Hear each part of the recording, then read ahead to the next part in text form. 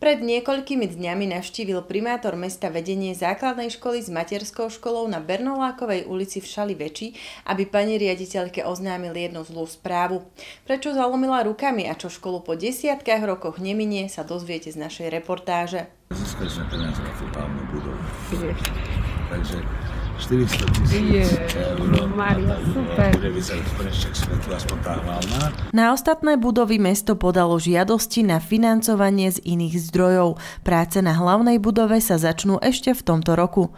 Ja si myslím, že to je najkrajší darček, lebo táto škola je jediná škola, ktorá nemá fasádu spravenú, ani multifunkčné ihrisko nebolo. Takže aj keď tu bude ten pracovný ruch aj počas prázdnin, alebo aj ku koncu kalendárneho roka, sa veľmi tešíme, že táto budova bude zateplená, upravená, krásna fasáda a myslím si, že aj my ako zamestnanci školy, ako aj žiaci z našej školy sa budú veľmi tešiť k novému prostrediu a k novej budove. Bude sa robiť fasáda, strecha, tieňace prvky, to znamená, pôjdu automatické žalúze na okná. Všetko tak, aby sa zásadne zvýšila kvalita. Budova školy má vyše 56 rokov a stále pôvodnú fasádu.